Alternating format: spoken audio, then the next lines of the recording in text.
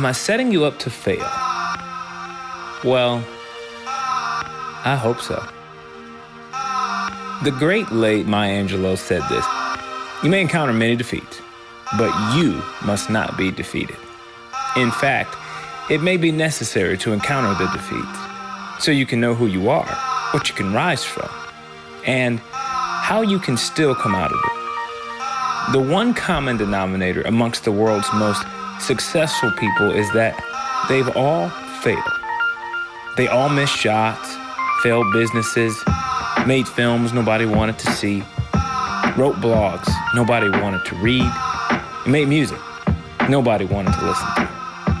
Part of what makes them who they are is that they failed before they succeeded.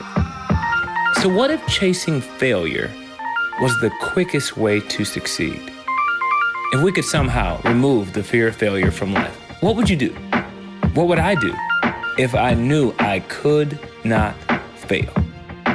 Well, I'd be in the NBA. And the only way to know if that dream could become a reality is to try. If you're a singer-songwriter, you've got The Voice, American Idol, X Factor. If you want to be a successful entrepreneur, you've got Shark Tank. If you think you can dance, well, there's a show for you too. But what about if you want to be in the NBA?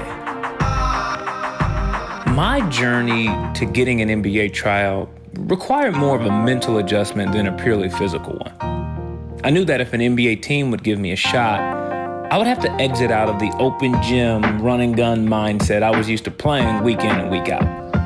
Off the court, I didn't need to get on a diet, but I knew I had to start making better health decisions about what I was putting in my body. On the court, I realized the best players in the world have impeccable footwork and know how to leverage angles brilliantly using the pick and roll. So I put myself through drills that would mimic that activity best. One of the characteristics that separates the great ballers from your average ballers is how they respond to missed shots. I had to kill that part of me that got down whenever I missed a shot. The weight room isn't about getting physically stronger. It's about disciplining your mind to tell your body to get a second wind, and if need be, a third. That's why you lift. That's why you run as fast as you can for as long as you can. That's why you show up early. That's why you stay late.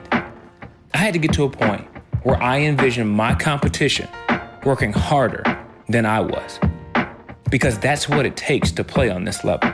And I have no idea if I have what it takes to be in the NBA, and I don't care if I do. At some point, you've just got to wake up and stop being scared. At some point, you've got to wake up and start becoming the person you were meant to be. One of the greatest days in life is the day you stop caring about what people think about you. And that's the day the world gets to see what you're really made of.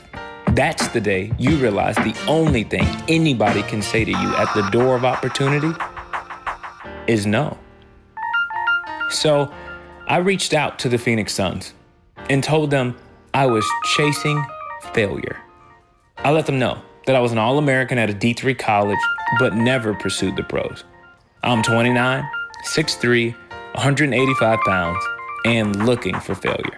They have no reason to give a random basketball fan a shot at making their roster. But at this point, I don't have anything to lose, and neither do they. What if I fail? Many have and moved on. But what if I don't? What if they find out I'm really good at the game of basketball? What if they find out I can be an incredible asset to their organization? What if?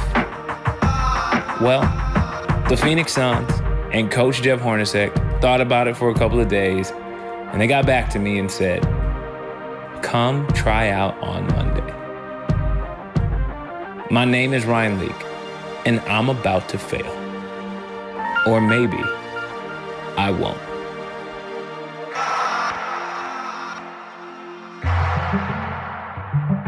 Going from the 24-hour fitness gym on Sunday to an NBA practice court on Monday is a bit of a jump.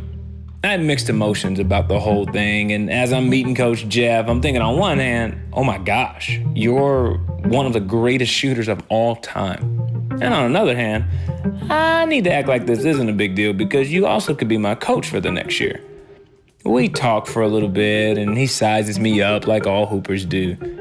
And then he says, suit up. And so it begins.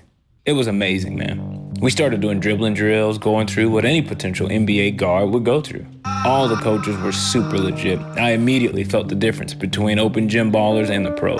The overall speed, strength, and IQ of every hooper in the gym was astronomically higher than any place I've ever played. We then move into a standard shooting drill where Coach Jeff says, I'm going to do a drill where I take 20 shots, and if I make less than 14, I have a down and back for each one I miss under that. So during this drill, I was knocking down about 13 or 14 out of 20. And I'm walking with Coach Jeff, and he says, man, my guards are knocking down 17, 18 out of 20. Some of them 20 out of 20. And I began to realize that I was indeed getting what I came here for. Failure. As the tryout began to wind down, he's telling me what he thought of me that day, and then he says,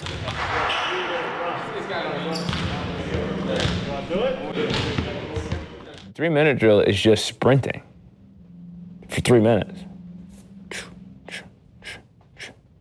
End to end, baseline to baseline. It's just sprinting. I don't know if you realize how long a 3-minute sprint is, but it's an eternity for the average athlete. But I mean, it's a lot. So I thought, okay, I'm just gonna run for 3 minutes. He said, let me explain something to you. Top guys, who was the kid? Archie could be close to 30. Our big guys get about 23.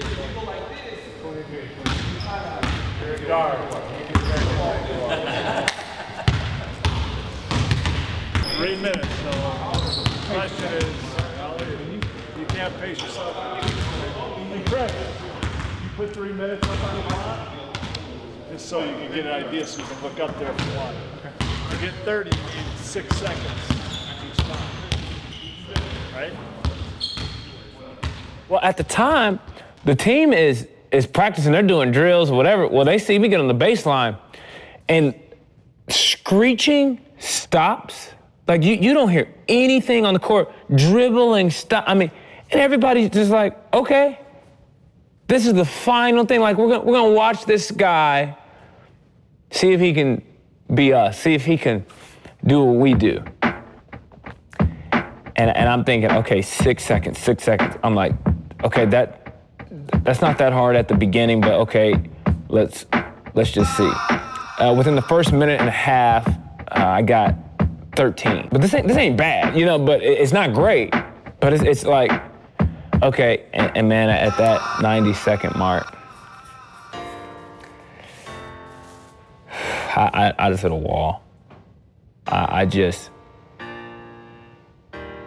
ran out of gas. I think at that point, I'm not sure that I could feel my legs in that moment. I mean, I was huffing and puffing, and all of a sudden, the weight of failure began to really set in. And I'm looking around at these NBA players that are looking at me like, you serious? You really thought that you could come in here and beat us? And it was the most embarrassing moment of my life. And all of a sudden, Coach Jeff, I see him on the baseline, he starts going. Come on, Ryan. You got this. Come on. Finish strong.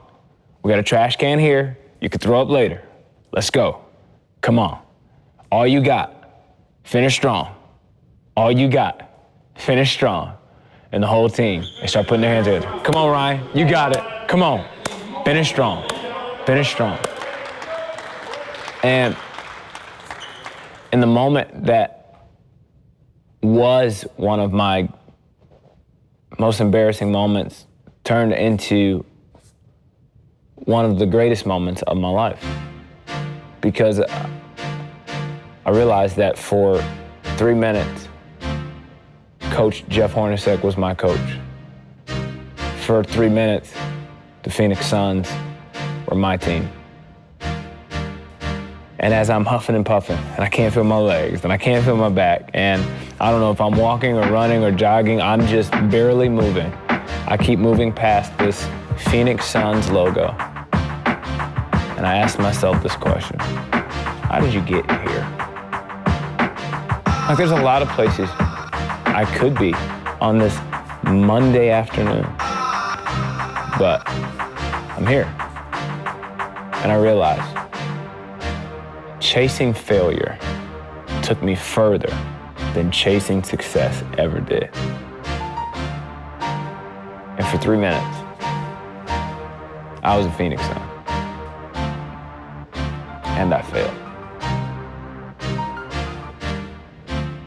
And failing never felt any better. Going back home, I had a million things on my mind. There's so much I would have done different. On one hand, I was discouraged. On another hand, I still couldn't believe that Coach Jeff would even give a guy like me a shot. A week later, I'm back in the gym in Dallas, and me and this guy start playing one-on-one. And as we're playing, I had hit about 8 shots in a row. I'm killing this guy. And this guy says to me, he says, "Man, who do you play for?" And I said nonchalantly, "Nobody." And then he asked, "Why not?" And then I responded with 3 words I had never been able to apply to this scenario. Because I tried. And that was one of the best feelings in the world. So what do you do with failure? Well, in my mind, you've got 2 options. Number 1, you look back and realize that you tried. And no one can take that away from you. You mustered up enough courage to do what isn't comfortable, to step outside the box your world has created for you, and you tried. And then there's always the second option. Try again. Who knows? Next year, you just might turn on your television and see me at the scores table of an NBA team. And I can do that because I'm not afraid to fail anymore. But the question isn't what I'm going to do next. The question is, what are you going to do next? What would you do if you knew you could not fail? Would you run for office, make movies, go back to school, run a marathon? You could start with a 5K. Maybe you've driven past that empty space 1,000 times and there's a sign in the window that says, "Talise, call this number." Can you imagine what would happen if you just called a number and found out what it might cost to open up shop for yourself? Dreaming is free. Living it out will have a price tag on it. And I think you owe it to yourself to find out how much it costs. Maybe a friend has urged you to write a book. Maybe you should. Or you could start a blog. It's cheaper. You're not too old, too young, too short, too black, too white, too poor, too ugly, too pretty, too dumb, or too weak to be who you dream of becoming. You don't need the world's permission to be amazing. Today's a good day because it could be the day that you wake up and stop being scared. Today's a phenomenal day because it could be the day that you wake up and run out of excuses for chasing your dream. Have I set you up to fail? Well, I certainly hope so.